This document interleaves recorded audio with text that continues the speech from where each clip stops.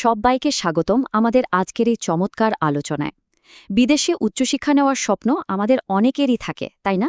কিন্তু সঠিক নির্দেশনার অভাবে পুরো প্রক্রিয়াটা অনেক সময় রীতিমতো ভীতিকর মনে হতে পারে। চারপাশে এত এত তথ্য, এত বিশ্ববিদ্যালয়ের নাম, সব মিলিয়ে কোথা থেকে যে শুরু করতে হবে সেটাই হয়তো অনেকে বুঝে উঠতে পারেন না। তবে চিন্তার একদমই কোনো কারণ নেই। সাম্প্রতিক কিছু দারুণ সোর্স মেটেরিয়াল থেকে আমরা এমন একটি চমৎকার স্ট্রাকচার্ড মেথোডোলজি বা ধাপে ধাপে এগোনোর উপায় বের করেছি, যা এই কঠিন পথটাকে অনেক সহজ করে দেবে। আজ আমরা দেখব ঠিক কিভাবে একেবারে জিরো থেকে শুরু করে বিদেশের মাটিতে উচ্চশিক্ষার স্বপ্নটাকে বাস্তবে রূপ দেওয়া সম্ভব। মূল আলোচনার যাওয়ার আগে সোর্স মেটেরিয়াল থেকে নেয়া অত্যন্ত স্পষ্ট এবং সরাসরি একটা কথা দিয়ে আজ আমরা শুরু করতে চাই। কথাটা হলো, that stupid top 1% for makes no sense.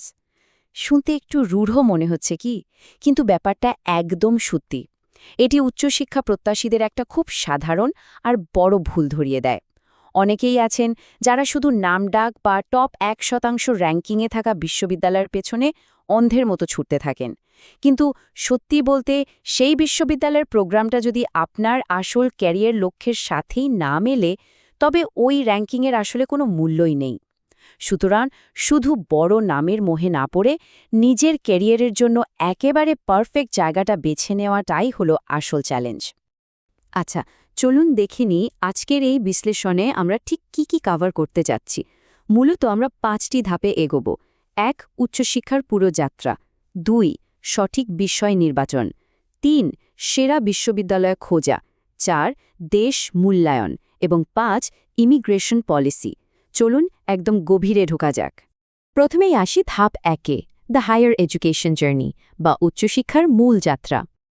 বিদেশে পড়াশোনার প্ল্যানিং করতে গেলে প্রথম দিকে মাথায় এক ধরনের কনফিউশন কাজ করাটা খুবই স্বাভাবিক। এত পেপারওয়ার্ক, এত প্রস্তুতির চাপে দিশেহারা লাগতেই পারে। কিন্তু এই বিভ্রান্তি থেকে বেরিয়ে আসার জাদুকরী উপায়টা কি জানেন? উপায়টা হলো একটা গোছানো টাইমলাইন বা step by step process follow করা। প্রথম ধাপ হল সাবজেক্ট সিলেকশন বা বিষয় নির্বাচন। দ্বিতীয় ধাপ ইউনিভার্সিটি সার্চ বা বিশ্ববিদ্যালয় খোঁজা। এবং তৃতীয় ধাপ কান্ট্রি ও ইমিগ্রেশন ইভ্যালুয়েশন, অর্থাৎ দেশ এবং অভিবাসন নীতির মূল্যায়ন। একটু খেয়াল করলেই দেখবেন প্রসেসটা কিন্তু দারুণ লজিক্যাল। এটা একেবারেই আপনার ভেতরের একটা ব্যক্তিগত পছন্দ থেকে শুরু হয়, অর্থাৎ আমি কি পড়তে চাই, আর সেখান থেকে ধীরে ধীরে বাইরের দিকে, মানে ভৌগোলিক এবং লজিস্টিক্যাল বিষয়গুলোর দিকে এগিয়ে যায়। এরপর আসছি আমাদের দ্বিতীয় ধাপে, সিলেক্টিং দ্য রাইট সাবজেক্ট বা সঠিক বিষয় নির্বাচন। যে কোনো দারুণ জার্নির শুরুতেই কিন্তু একটা সুনির্দিষ্ট লক্ষ্য থাকতে হয়। উচ্চশিক্ষার ক্ষেত্রে সেটা হলো আপনি আসলে ঠিক কোন বিষয় পড়াশোনা করতে চান। বিশ্বাস করুন, সামনের অন্য সব কিছু নির্ভর করছে কেবল এই একটা ডিসিশনের উপর। সোর্স মেটেরিয়ালে উদাহরণ হিসেবে বেশ কিছু বিষয় কথা বলা হয়েছে, যেমন ধরুন science, marketing, digital marketing, sociology, history, human resource, accounting কিংবা ফিন্যান্স। এখানে সবচেয়ে ইন্টারেস্টিং পয়েন্টটা হলো এই নির্দিষ্ট ফোকাসটা থাকা কেন এতটা জরুরি। কেউ যদি ঠিক করেন যে তিনি ডিজিটাল মার্কেটিং বা ফাইন্যান্স নিয়ে পড়বেন, তখন এই সিদ্ধান্তটা পরবর্তী সমস্ত খোঁজাখুঁজির জন্য একটা শক্ত নোঙরের মতো কাজ করে। আমি শুধু বিদেশে পড়তে চাই এভাবে না ভেবে আমি অমুক বিষয় পড়তে চাই বলাটা অনেক বেশি গোছানো এবং কার্যকরী। বিষয় তো ঠিক হয়ে গেল। এবার আসি 3 নম্বর ধাপে, সেরা বিশ্ববিদ্যালয় খুঁজে বের করা। পড়ার বিষয় যখন সুনির্দিষ্ট, তখন পরবর্তী যৌক্তিক কাজটাই হল টপ ইউনিভার্সিটিগুলো খোঁজা।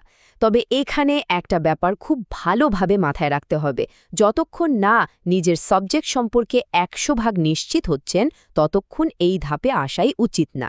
কারণ একটা ইউনিভার্সিটি ইঞ্জিনিয়ারিংয়ের জন্য বিশ্বসেরা হতেই পারে, কিন্তু আর্টস বা বিজনেসের জন্য তারা হয়তো একেবারেই সাধারণ।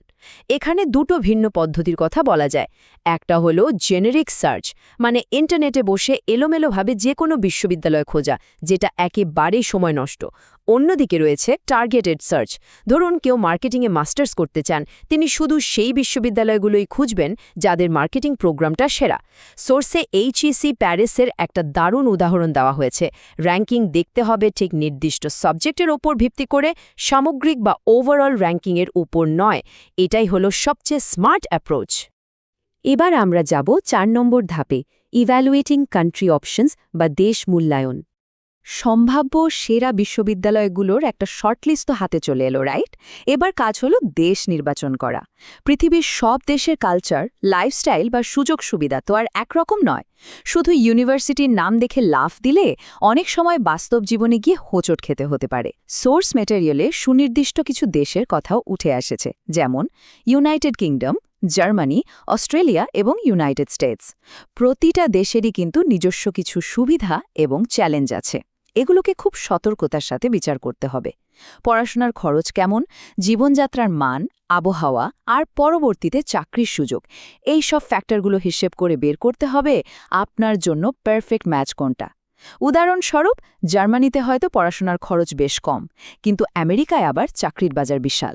এই বিষয়গুলোতেই আসলে ব্যালেন্স করতে হয়। এবং অবশেষে আমরা পৌঁছে গেছি ৫ নম্বর ধাপে, আন্ডারস্ট্যান্ডিং ইমিগ্রেশন পলিসি। এটা বলা যায় পুরো লজিস্টিক্যাল প্রসেসের সবচেয়ে ক্রুশিয়াল ধাপ। বিদেশে পড়াশোনার দীর্ঘমেয়াদী সাফল্য অনেকাংশেই এই একটা বিষয়ের ওপর ঝুলে থাকে, আর সেটা হলো ওই দেশের ইমিগ্রেশন পলিসি বা অভিবাসন নীতি ঠিকমতো বুঝতে পারা। একটু ভেবে দেখুন তো, পড়াশোনা শেষ করার পর সেখানে থাকা বা কাজ করার লিগ্যাল রাইট আছে কিনা সেটা জানাটা কতটা জরুরি। দেশ নির্বাচনের মূল কারণটাই অনেক সময় সরাসরি সেই দেশের অভিবাসন নীতির ওপর নির্ভর করে। আপনি যদি এমন কোনো দেশে পড়তে যান যেখানে ডিগ্রি শেষে থাকার কোনো সুযোগই নেই, তবে তা আপনার লং টার্ম কেরিয়ার প্ল্যানিংয়ে একটা বড় বাধা হয়ে দাঁড়াতে পারে। তাই অভিবাসন নীতির এই মূল্যায়নটাই আসলে আমাদের এই স্টেপ বাই স্টেপ কৌশলটিকে একটা বাস্তবসম্মত উপসংহারে নিয়ে আসে। দেখতে দেখতে আমরা আজকের এই আলোচনার একদম শেষ প্রান্তে চলে এসেছি। তবে বিদায় নেওয়ার আগে আপনাদের জন্য একটা গভীর ভাবনার জায়গা তৈরি করে দিয়ে যেতে চাই। একটু চিন্তা করে দেখুন তো, আপনার কাছে আসলে কোন ফ্যাক্টরটা সবচেয়ে বেশি গুরুত্ব বহন করে? একটা নামকরা ইউনিভার্সিটির প্রেস্টিজ, নাকি সেই দেশের ইমিগ্রেশন পলিসি যা হয়তো আপনার দীর্ঘমেয়াদী ভবিষ্যৎ নির্ধারণ করবে? এই স্ট্র্যাটেজিক ফ্রেমওয়ার্কটা আপনার নিজের ভবিষ্যৎ শিক্ষা জীবনের পরিকল্পনায় কিভাবে কাজে লাগাবেন সেটা নিয়ে একটু ভাবুন।